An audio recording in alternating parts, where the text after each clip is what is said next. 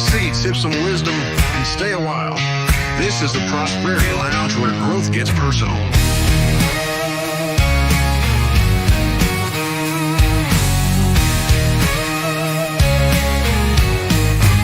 Step inside, we're breaking chains.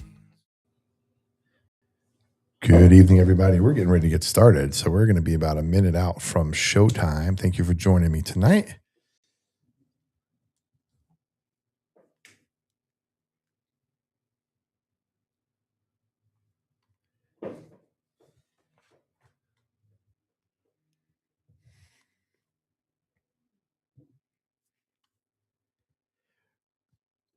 What does real leadership actually look like? Is it a title, or is it what you're willing to fight through to get there? Because today's guest didn't just step into leadership. She earned it. While most people would have quit, she was battling cancer, commuting across the state, and still pushing forward to finish law school. And now she's helping make decisions that impact thousands of families right here in Knox County. Today, we're talking about resilience, responsibility, and what it really means to serve your community. Welcome to the Prosperity Lounge, where hope meets freedom. I'm your host, Joey Ruffalo, best-selling author, business growth strategist, and your host. And this is where we talk about money, business, leadership, and life. Because, as we say, prosperity is more than your bank account. It's about freedom in every area of your life. And if you're looking for real tools, real conversations in a community that's growing together, head on over to theprosperitylounge.com. Grab your free resources, take the next step forward. It is a free community. We all like free. How we say it's free. Tonight's episode is brought to you by our partners, Bello Business Solutions. Bello Business Solutions. Make business make sense. Contact the folks at Bello Business Solutions. Use that make business make sense phrase for a free, there's that word again, consultation. And our buddies over at LaPera Insurance. Call Joe LaPera at 865-252-0480 today, or email him at jlapera, that's JLAPERA, at farmersagent.com. Use promo code JRRadio, and the first 10 quotes get a free, there's that word again, gift card. I don't know how many quotes I've submitted just to get a gift card from Joe, but go ahead and get a gift card. We also have our friends over at lagos.com. Use the QR code on the screen or click on the link in the description if you're watching on YouTube, and you get a free, there's that word again, 60-day free trial of any of their tools. Study smarter with the #1 Bible study tool starting today. And lastly, our buddies over at Pure and Easy Tea. Revitalize your body, refresh your mind, nourishing wellness one steep at a time. Use that promo code on the screen, scan that code, and get special rates for Prosperity Lounge listeners and watchers. So I appreciate that, guys. And of course, you can always support the stream. We have many ways to do it now.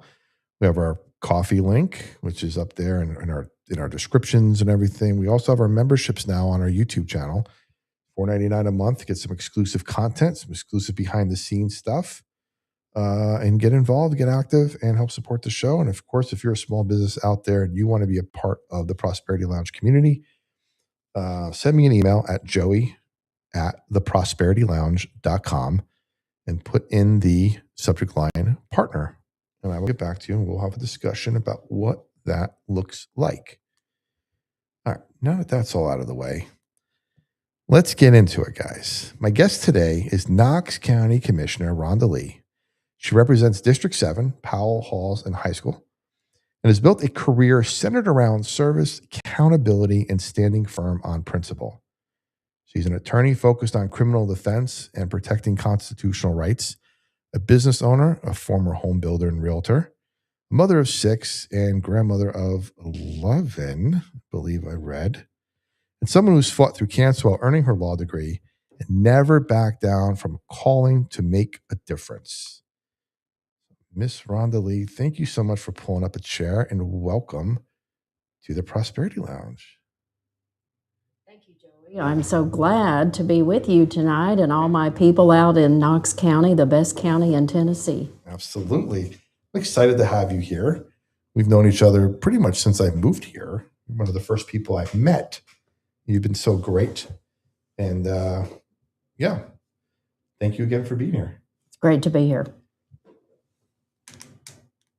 Okay, so we're good. Well, we always have a little bit of technical difficulties when I get started here. So Okay. I didn't turn your mic. Okay. So everybody on the YouTube heard everything we were saying. Okay. And radio heard hello. Okay, I'll redo that, Joey.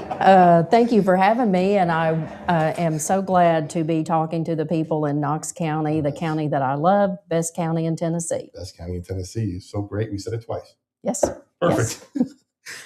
So take me back a little bit. I know a little bit of your story. I've heard it told a few times, but I haven't heard completely.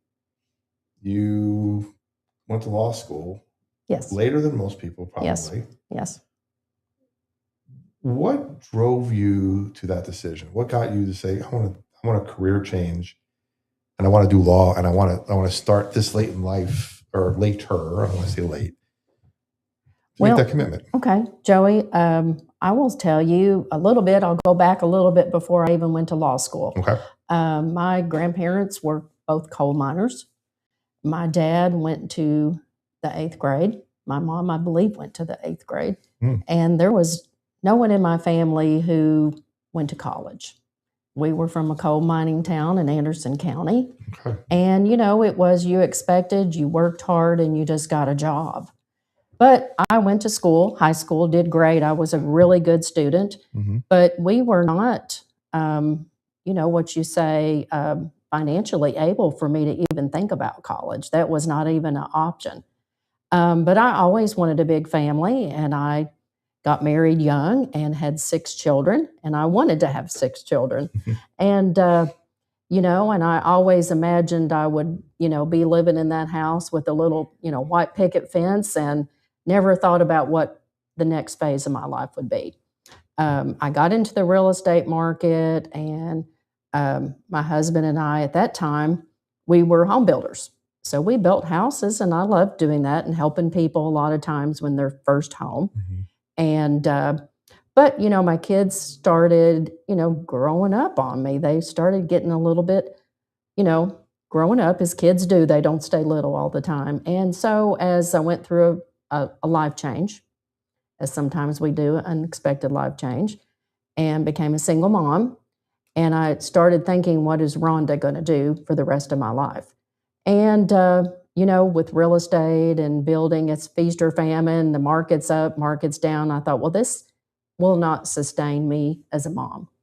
And I thought, well, I need to do something else. And I'm a person of faith. My faith is my driver. My faith is the most important thing in my life, my family, and my freedom, my country. I'm a patriot.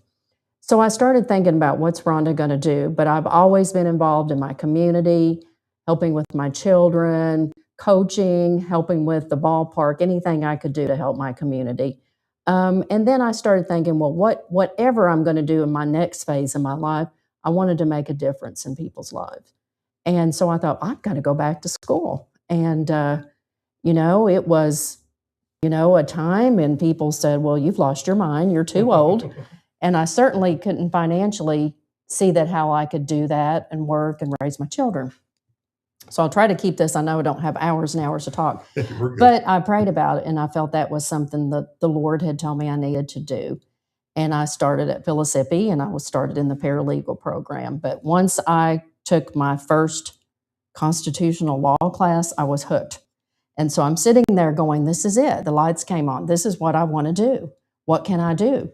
And so I immediately after class asked my professor, who was the attorney and the dean, well, how long does it take to be a lawyer?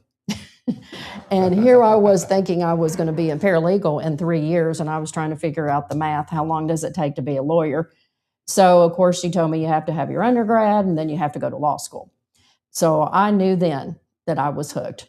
And I will tell you, it was a lot of opposition between my family. My friends said, you're too old. You can't do this. You've lost your mind.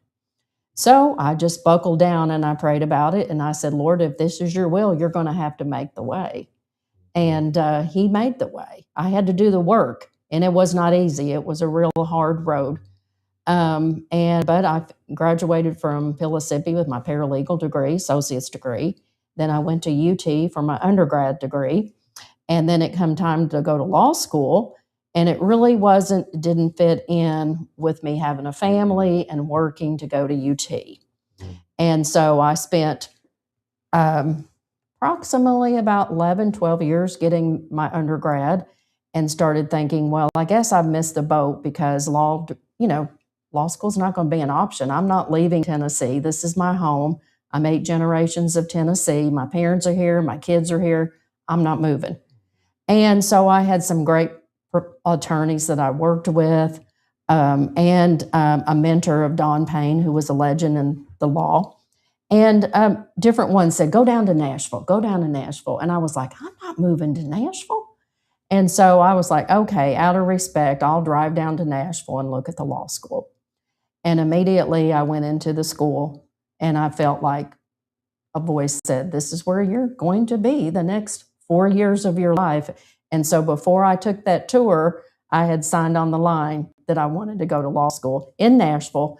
And as I drove back, 200 miles home, I thought, am I doing the right thing? How is this going to work?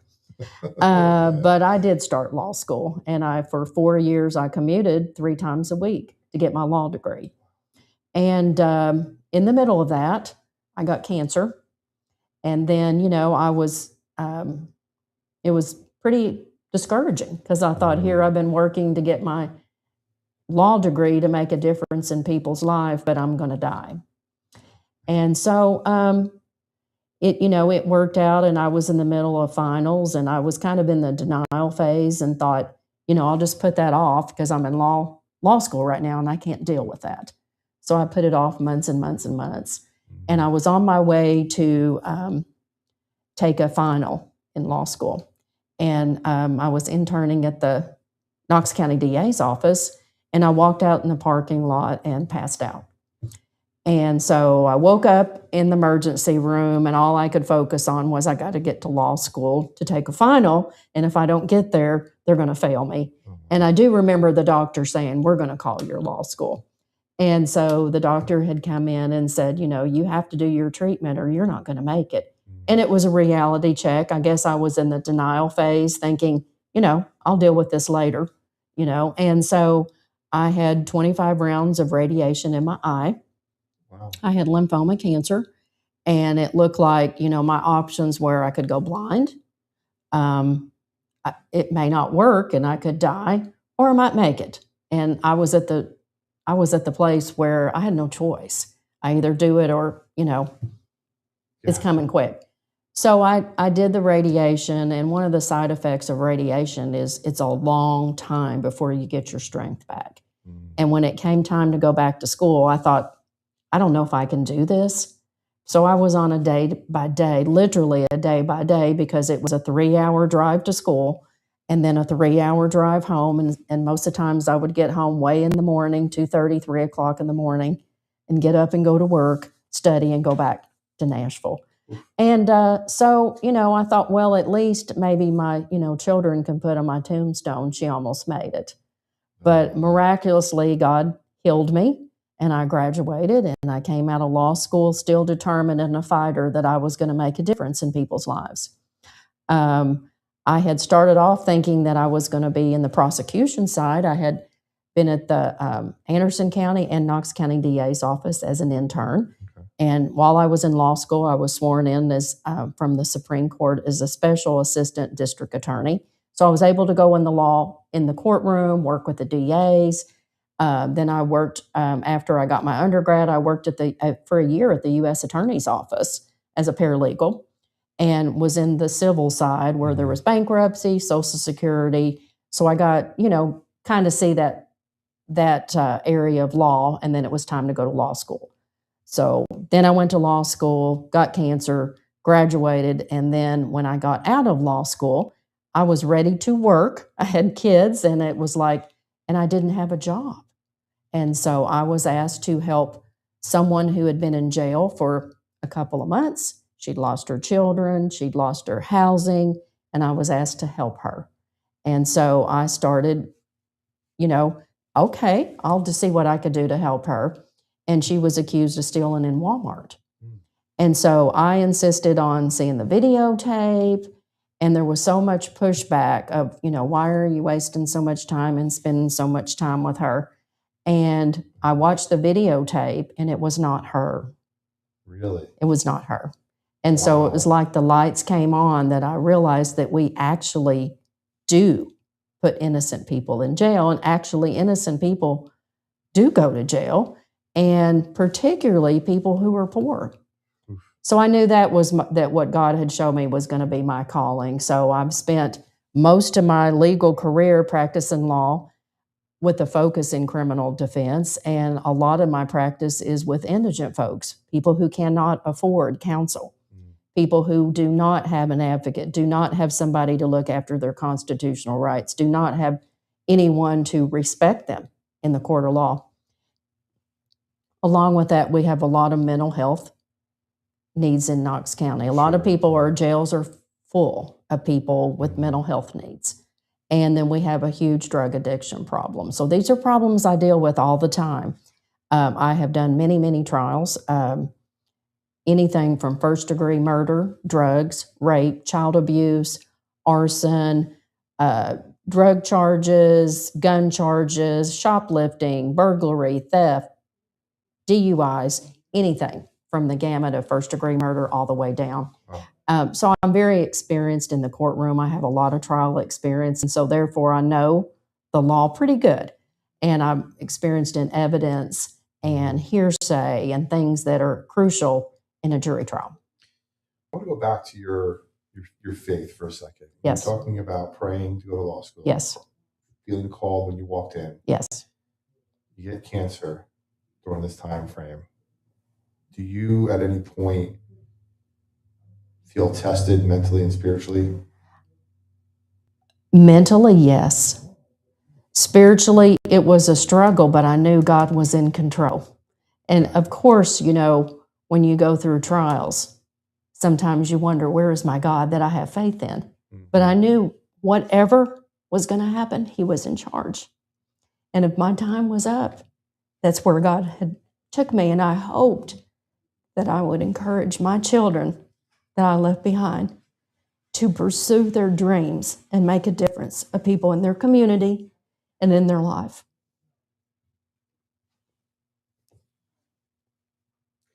Faith during that season,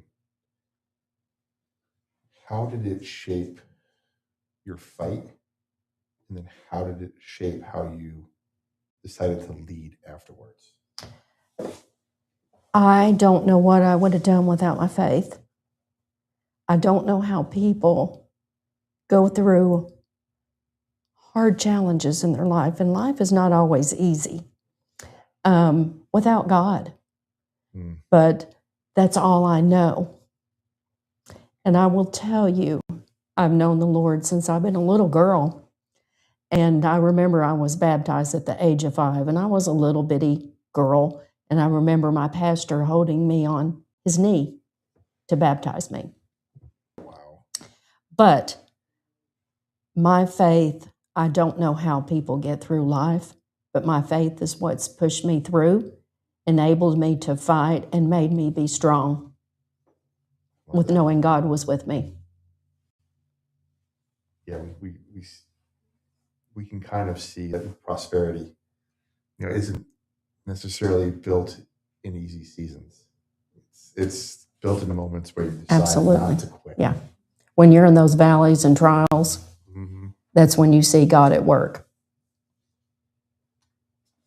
So you decided now you're going to move into public service. Yes.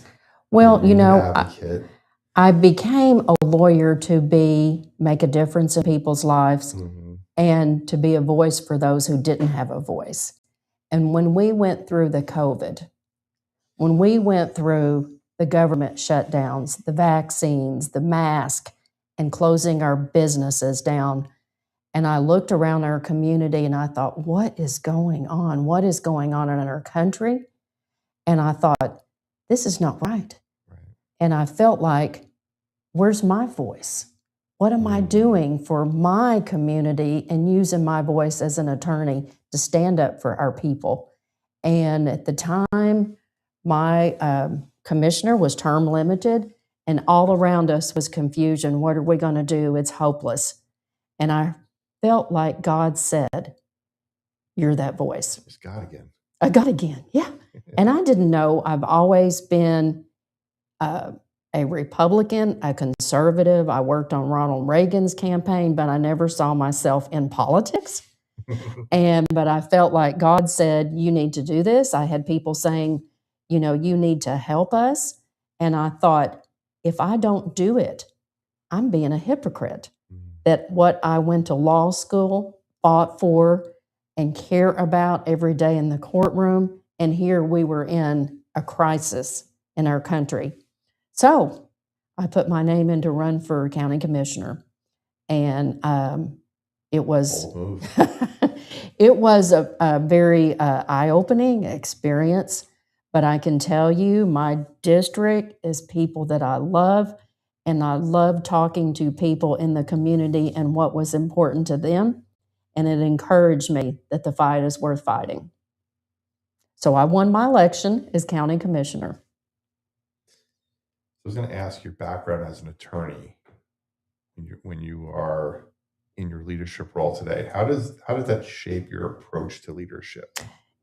Well, I felt like I was always been a leader, no matter what I was doing, whether real estate or building or doing something with my volunteer in the community. I've always been like the one who worked the hardest, first one to volunteer, the last one that left.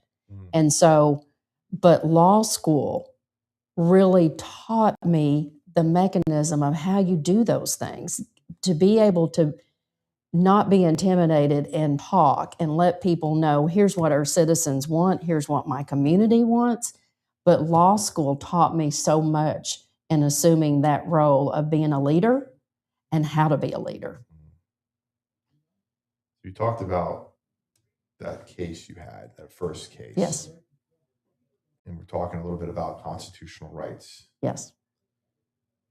What does constitutional, or at least protecting constitutional rights, look like at, say, a local level? Is there any difference than, say, big federal cases? No, the Constitution is the Constitution, whether it's at the local or federal level. There's no change in the Constitution. What our founding fathers established is our rock, and that is unchangeable. So I think that of seeing the COVID and how the government overreached and limited how we could live our lives. And I had a granddaughter in kindergarten having to wear a mask 10 hours a day. And I was like, I've got to help her and my citizens as I look around, and how can I do that? I can be a voice for those who don't have a voice. And it all ties together with our constitutional rights. Yeah. Do you see more, from an attorney's perspective, maybe more egregious constitutional violations on a local level because you're intimately involved in the local scene? Yeah, that's kind of a hard question to answer. I think where we need help is to make sure that anybody across the board, their constitutional rights are protected. Yeah. And I'm talking about, the rich always can lawyer up. Sure. But when you look at the average citizen or those that are poor and indigent and can't afford attorneys, that we do everything to protect their mechanism to be treated fairly and justly in a courtroom. Yeah. I think as you were talking, I think what I was trying to say, at least I reframed it in my head, was on a local level, sometimes we see people pushing the envelope a little bit more to try to get away with things, but they don't have somebody to stand up for them. So things like maybe masking lasts a little bit longer than it should, or people take liberties a little bit more than they should. On a national level, there's media gets round up, and some of this stuff doesn't happen as much. But locally, Right. there's nobody to fight back sometimes, so people Right. try to push it. What we experienced in the local, state level was a reflection of what was going on across our country. Sure. And obviously, the federal mandates guided that. Mhm. And then when we get into the local, we had the battle with the health department. And we had parents and the health department trying to be the determination of what was right for our citizens, not the citizens, and maybe not so much our legislative body, but a health department who is not elected. Yeah, I guess it's a good place to go with that. When we lived in California during that time, we would, statewide, there's mandates. They were doing things like you can't have more than 10 people in your house on the holiday. You have to eat outside in your driveway on Thanksgiving. Neighbors would call the local authorities if you had more than certain people in your house to kind of tell on you a little bit. But the counties would also put in their own restrictions. So we lived on the border of one county and another. And in one county, it was completely shut down. Like there was no indoor dining, no outdoor dining, no gyms, no movies, no nothing. The county right next to it had limited outdoor dining. You can go to the movies, you can go to the gym, but you have to wear a mask. So literally, like, as far apart as we're sitting, like I'm shut down, I can't eat outdoors, and you're sitting there eating outdoors because that county decided something different than this county. If I'm a citizen here, I can't do anything, but if I'm a citizen in this county, I can do more. And I think that's where people started seeing a little bit of their rights, being like, well, who's guiding me what now? Who's telling me what? Like, I could literally walk across this county and eat outside, and then I come home, I have to like shut my doors, lock everything. Yes, that was a huge problem. And I think and I hope that one thing we learned through that experience, how important that local politics matters. There's a lot of people who think about the presidential election, maybe the governor, but they don't think about who's on their school board, who's their county commissioner, maybe who's their mayor, possibly who's their sheriff. And they don't really realize how important local politics affects our everyday life. Yeah, I didn't even think about the school board stuff, honestly. And I've followed politics my entire life. I didn't think about the school board stuff until they started showing the stuff coming out of Loudoun County, Virginia. And they were showing all the school board stuff there, and people get shut down, people get removed from meetings. I was like, oh, school board is really powerful. Yeah, we saw that. We saw that on a local level and across the country. Yeah. How school boards were very powerful. Yeah. So I think as much bad that happened during COVID, I hope that it's a positive move to wake people up how important it is to think about who is in office on the local level and get out and vote. Yeah, because a lot of those local elections you'll see in the past, people running unopposed. Right. If somebody just decided I'm going to fill this seat for 20 years or 15 years, whatever it is, and run unopposed and make all the rules, and then people wake up, like you said, and they want to get involved and say, well, how do I do that? I don't know what to do. Did I make the deadlines? Did I vote in the number of right elections? Did I do this or that? I just want to really help. And then now there's restrictions. And I think it maybe hopefully what came out of that people started looking at what does our Constitution say? And I hope that it renews a whole interest in civics, that people think, where did our Constitution come from? How did we get there? And the value of our Constitution. And then you had parents who were reading the Constitution and saying, this isn't right. How can this happen in America? Right. Yeah, like you said, it's the grassroots. If you've seen it here in Knox County, all the different grassroots organizations that have sprouted up since COVID, they've really been effective in advocacy and change and getting people like yourself elected to make that change and being the voice and pushing people who are going to be the voice for people that were voiceless for a while. Yes.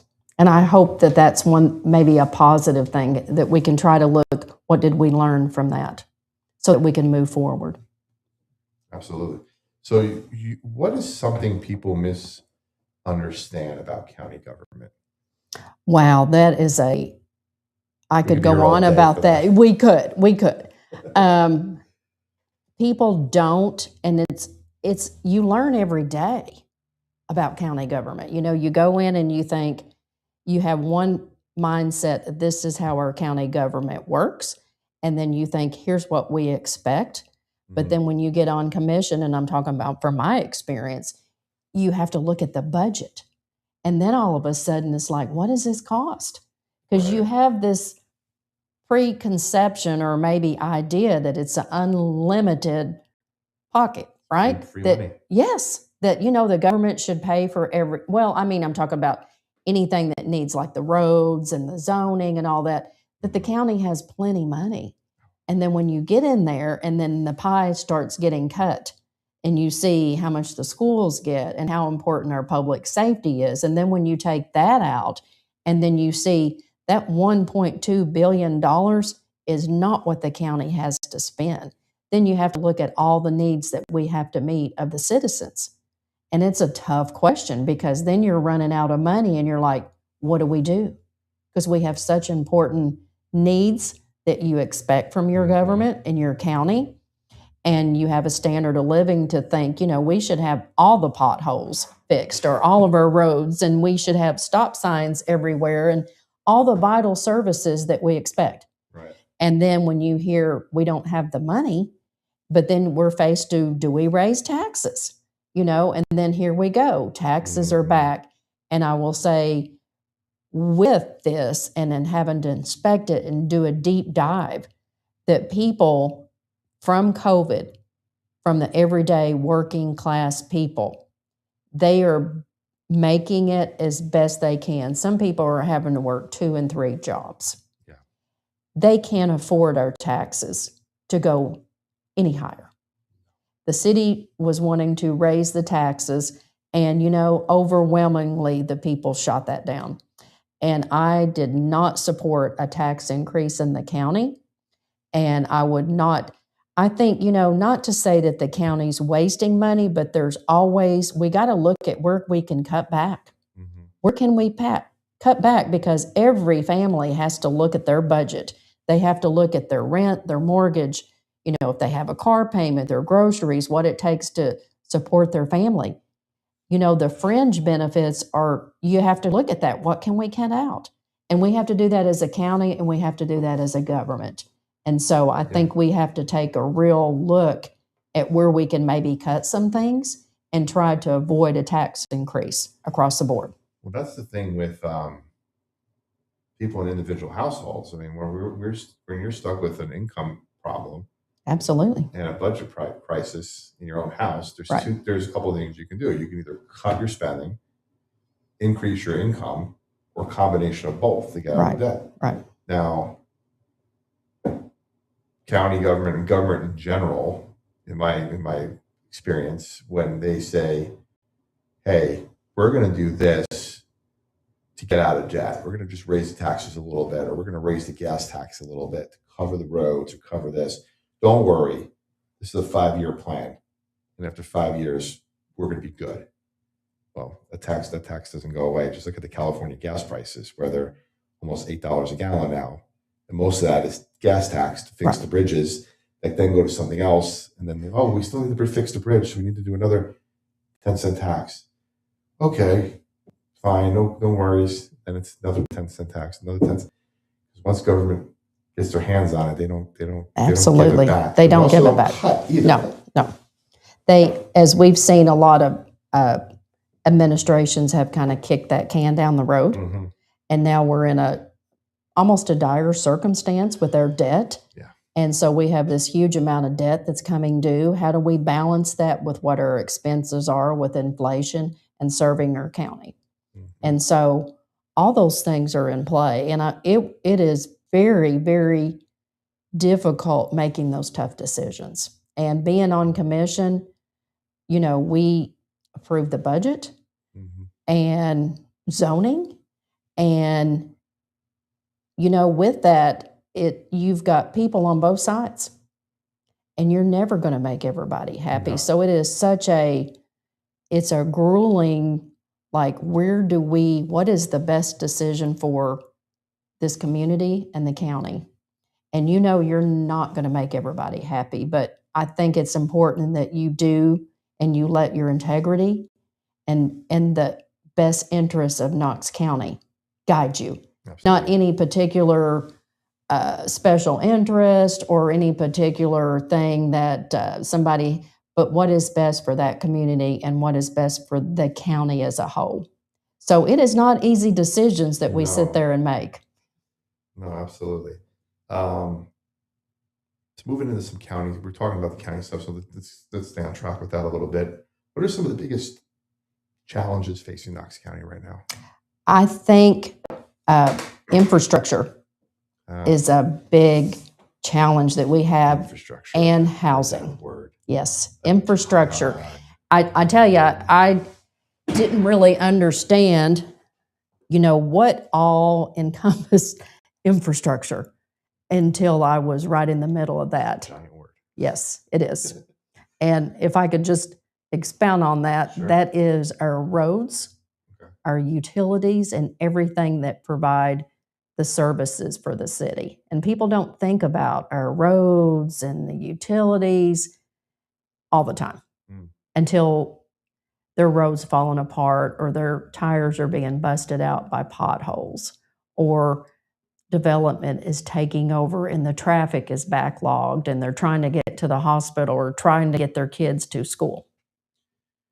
Now, I don't want to name names on this one, but there was somebody who is involved in making decisions, let's say. And their response to the infrastructure question was kind of snuck up on us. But we have plans to deal with it. Now, if you're approving developments left and right, and you see apartments going up, multifamily housing, neighborhoods getting huge, and then go back and go, we have an infrastructure problem. Where did that come from?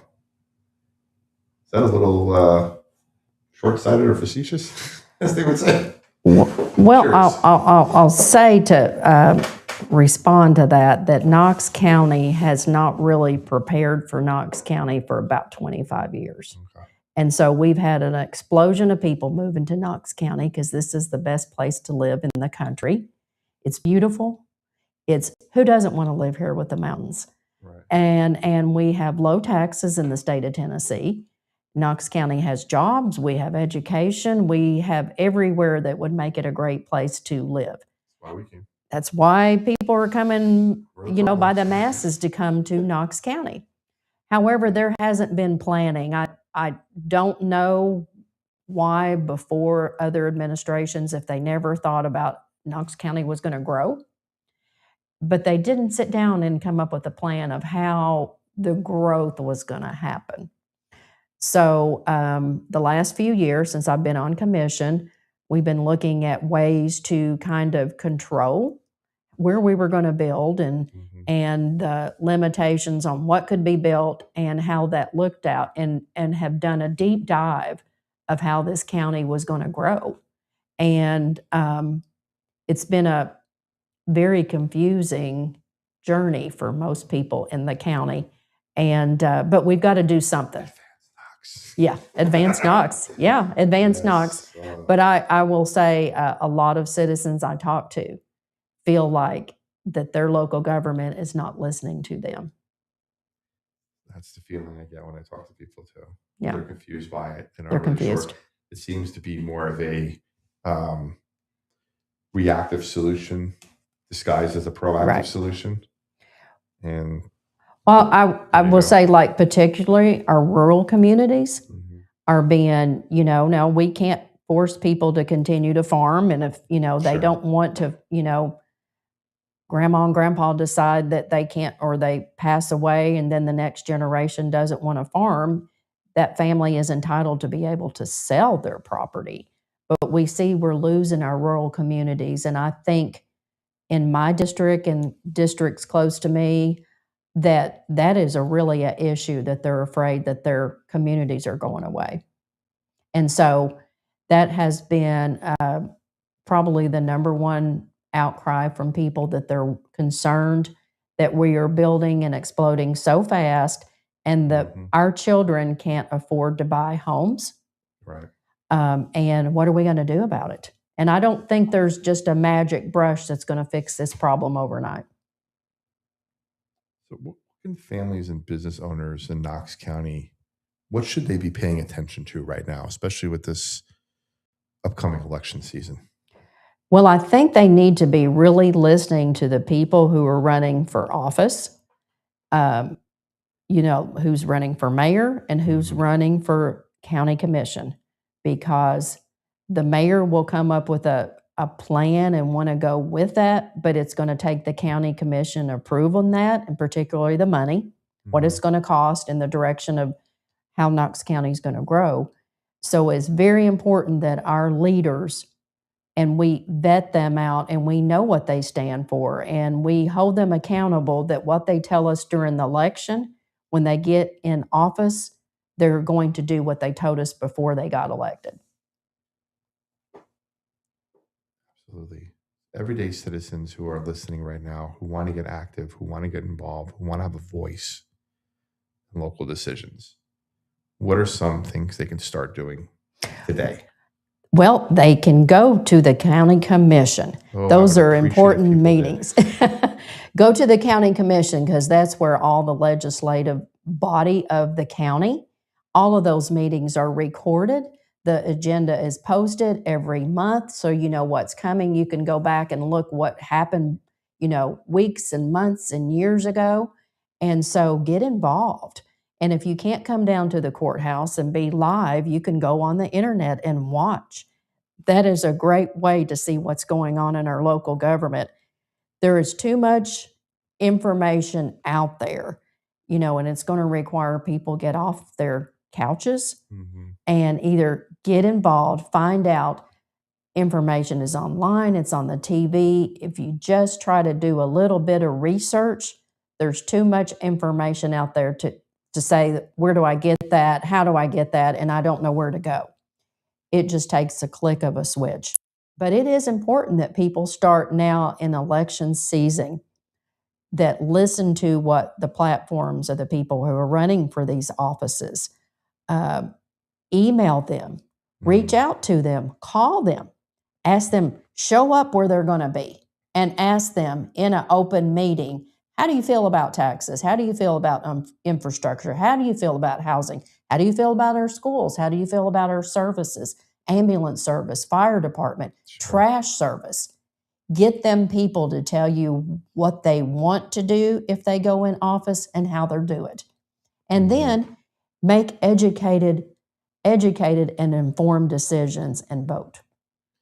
And then stick around. Stick in between around. the election season. Stick and hold them around. accountable in between. Right. Don't just okay, the election's over, my job is done. You still got to watch what these people were doing and say, hey, I heard you say at this meeting, hey, I watched how you vote. Mhm. And hey, this vote is coming up. I'm asking you to vote this way. And when they don't vote the way that they promised you, you hold them accountable. That's right. That's right. Look, I want to go back into faith real quick for a bit. You have leaned into that on commission to the point where you brought a resolution recently Yeah. that you felt strongly about Yes. to support Charlie Charlie Kirk. Kirk. Mhm. Probably a no-brainer for you to do that, to bring it up, and set it going forward. But you faced a lot of negative press, backlash, remarks, all about it. But you still pushed through with it because you were secure in your faith, secure in what you were doing.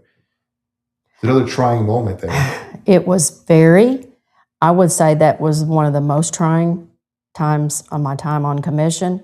It's also one of my most proudest things that it was passed. I never imagined that anybody or any backlash would be against a man who stood for freedom of speech with no violence. What was our country founded on? What is our First Amendment right? Charlie Kirk sat down and discussed with everyone, and he welcomed questions and said, what are your questions? Let's talk about it. He was never about violence. He was murdered on national TV. He is a modern day martyr who stood for his faith and family and country, which are totally my beliefs.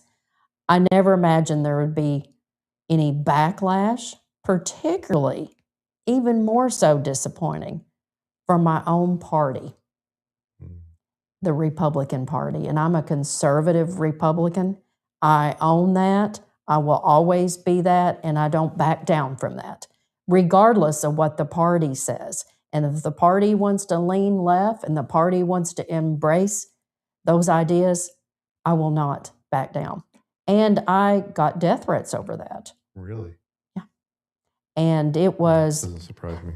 one of the most heartbreaking things was, I invited Turning Point from University of Knoxville. And when Charlie came to Knoxville, there was thousands of people that came to hear Charlie. And when Charlie was murdered, and during his funeral, thousands rallied in honor of Charlie Kirk.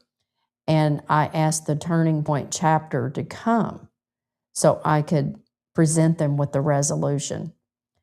And I sat there and my heart was broken and tears filled my eyes because I was afraid that the county commission was not going to approve that resolution. And here these young people from University of Tennessee of Knoxville were there for Charlie. And as the vote came, and I was sitting there not knowing what, but I was so disappointed for those young people.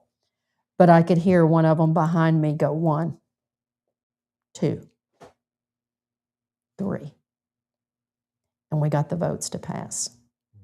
And I was so happy for them, for the cause of Charlie Kirk and the faith that I so embrace, and for our country and our community, and that it wasn't about forcing anybody a particular religion, but again, it was enforcing and honoring that we have the freedom of speech and there should be no violence.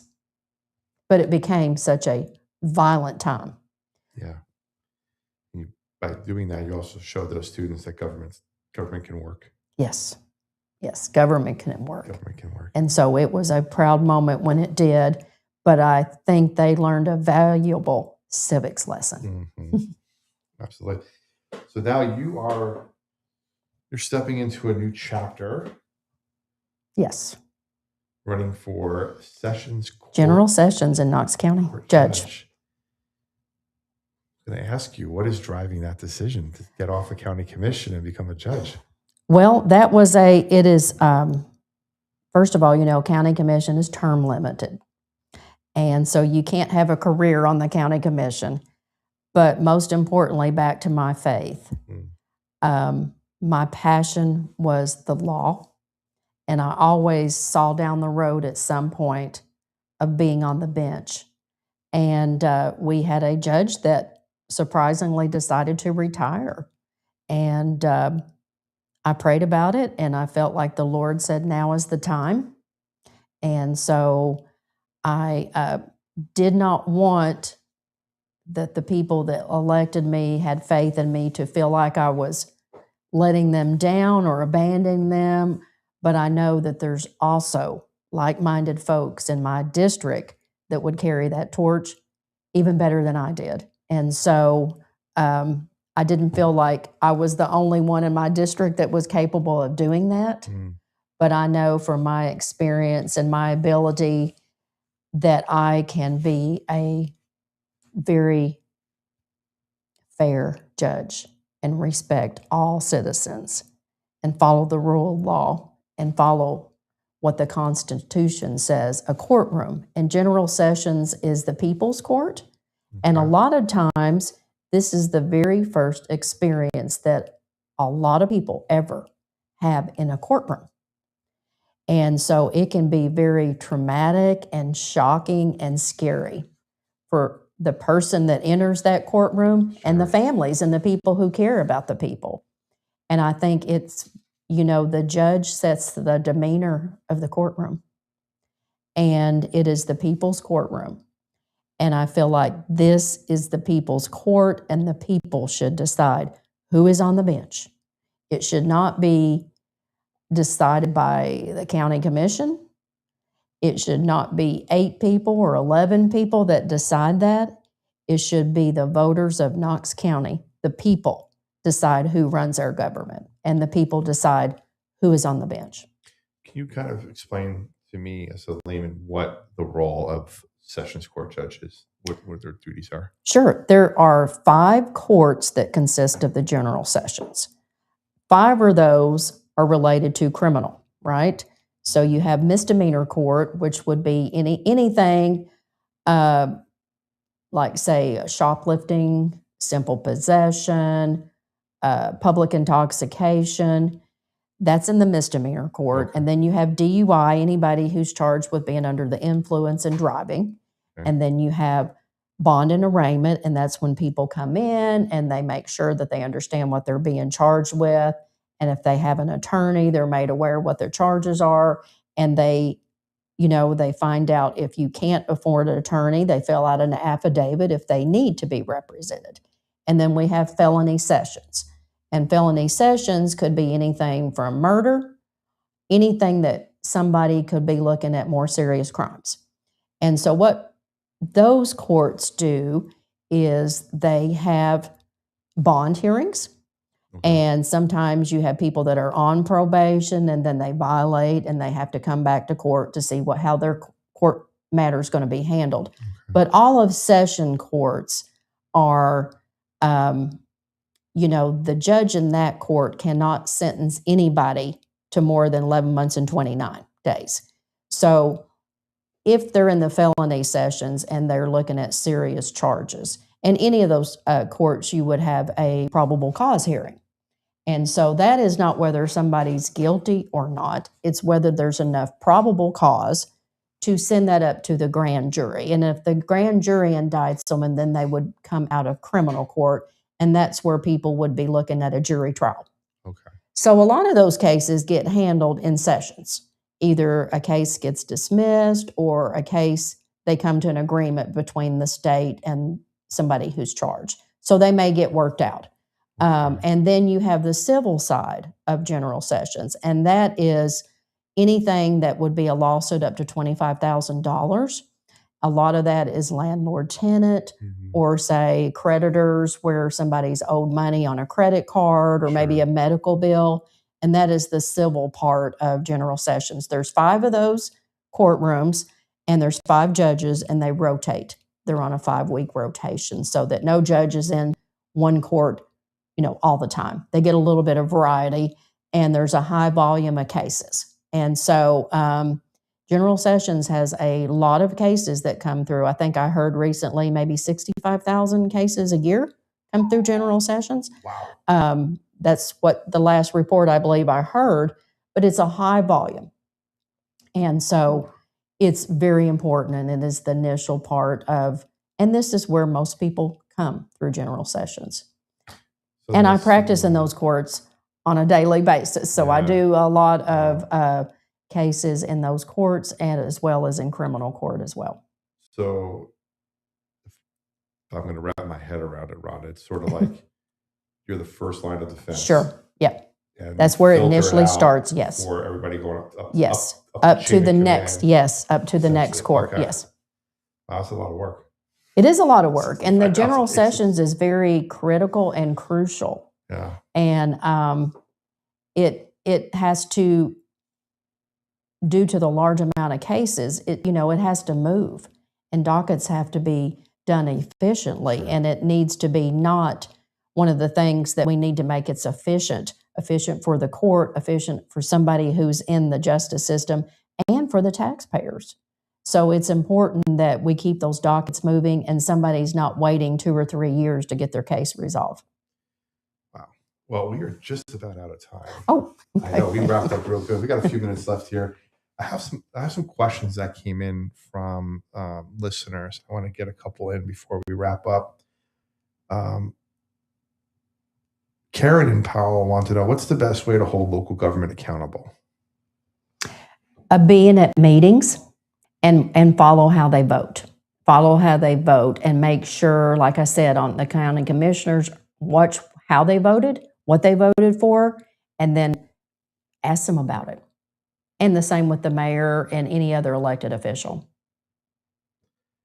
Susan and Farragut wanted to ask, what advice would you give to someone wanting to step into public service? Besides, don't. That's my joke. Never mind. Well, it is such a, it is, on the flip side of it, it is such an honor and a privilege to represent your district or your county or your city or whatever. Of how would you get into it? Start showing up and say, how can I find out? What can I do? Whether it be a petition, maybe for, anything, a dress code, or maybe you don't like, what they're serving at McDonald's, but get involved in your community, get involved, find out what your people, find out what's doing, and start getting involved. And finally, Keith and Carnes asks, how do you handle criticism when standing on principle? And he had a follow-up that asked, this kind of goes with that recent flyer that went around criticizing a bunch of candidates recently. I don't know if you want to talk about that or not, real quick or not, but your first, it's hurtful, to say that it's disappointing, but finding out where did this come from and the motive behind it, it doesn't stop you. It so shows you that people get desperate, but politics can be very dirty. Mm-hmm. But it's important that you embrace and you stand by your principles, no matter the threats, the criticism, the smear tactics, that you stand strong. It's not easy, but you know what? If you care about what you're doing, you do it. Last one is from Michelle in Knoxville. She wanted to know, what qualities should people look for in someone who wants to serve as in the judge position? In the judge position? Yes. Well, that they practice law, okay? And obviously you have to be an attorney, but they practice regularly and they practice within the general sessions courts, and they know the rule of law and not just what maybe is happening in that particular, but what happens at the next level. Because if you can try cases and you can stand before the citizens of Knox County and be an advocate, you kind of know a lot about law. You know about humans, you know about hearsay. You have to stay on top of it. And so you have to be working at the excellence level and being able to not just be on time, be early. Be able to roll up your sleeves and say, I'm going to work until it's done. I love that. Well, Rhonda, we're at our time for a rapid fire round questions. Okay. 10 questions. Okay. Specifically for you. Mondays and Wednesdays, so if you're listening to this show on Mondays and Wednesdays, everybody gets the same 10 questions. But on Friday night, here in the lounge, everybody gets a specific set of 10 questions. So first thing that comes to your mind, leadership is blank. Leadership is doing what you would, don't expect more out of somebody than you're willing to do. Faith means blank. My faith means that I believe in the Lord Jesus Christ. I believe in praying and listening to the Lord's voice. The toughest moment of your journey so far was? In my life? Your journey. Probably my journey of the cancer. And feeling like that I have gave a lot of years, and I still had children, and I still had parents, and I didn't want to let anybody down, and feeling helpless and hopeless. What keeps you grounded? My faith. What does service mean to you? Service embraces a lot of stuff. Service is, not just waiting on people to ask you. It's looking to see what the need is and say, how can I serve? What's a lesson that cancer taught you? Cancer does not discriminate. There's no discrimination with cancer. It's a terrible, awful disease. And it just doesn't affect that individual, but it affects the whole family and everybody that cares about that person. Knox County's future is? I think Knox County's future is bright. And I am looking forward to where we're going and headed. And I think that in spite of our problems, whether it be our roads, infrastructure, that we have some really great people that love this community, and we have a community of service. And I think people rise up and they will do what it takes to make Knox County move forward and continue to be a great place to live and raise our children. What does family mean to you? Family. Family is everything. It's right next to my faith. But you know, family is not just your biological family. Your brothers and sisters that you work with, you deal with every day, that stand beside you and that go through those trying times. Absolutely. Those are family just as much as your blood family. What does courage look like? Courage. Courage is facing things that you don't want to do, but it's for the right reason. And lastly, what is your personal definition of prosperity? Prosperity, first of all, starts with your faith. And I think you can't prosper in any aspect of your life without having a base of your faith. Mm-hmm. Faith, and then we look at your family, grounded and rooted in your family values and embracing your family and loving your family and forgiving your family. And then we look to our country of being a patriot and caring about your community and doing for others and always saying, what can I do for my neighbor? Absolutely. Well, we're just about that time, everybody. True leadership is forged in adversity. Faith and resilience shape long-term impact. Local decisions affect everyday life more than people realize. Accountability is a responsibility, not an option. And prosperity starts with purpose and service. Rhonda, if people want to get a hold of you, connect with you, read more about you, learn more about you, where's a great place for them to go? Yes, they can go to my website, voterhondalee.com. They can reach out to my cell phone number, 865-389-6560. They can also reach out to the website of knoxcounty.org. Under the commissioners, they can email me, contact me there. But it doesn't take much to find me. I'm out there, and I welcome anybody to reach out to me by email, text, call, and I'll be glad to talk to you. Thank you so much for being here. Thank you you. So much for your candor and your courage and your willingness to put yourself out there in more ways than one. Thank you. Thank you for having me. If today's conversation inspired you, get more connected to your community, get more intentional about your leadership, and to start building prosperity in your own life, head over to theprosperitylounge.com. That's theprosperitylounge.com. Join the free community, get the tools, and surround yourself with people who are growing just like you. Well, that's it for everybody today. Thank you so much for being here. Thank you so much for watching on YouTube and Rumble and Facebook and Twitch and everywhere else we're streaming and listening here on 96.3 on Friday nights. We'll be back next week. Until next time, stay faithful, stay fearless, and remember, freedom lives where faith and action meet. The lounge is always open, and so is your next breakthrough. This is the Prosperity Lounge.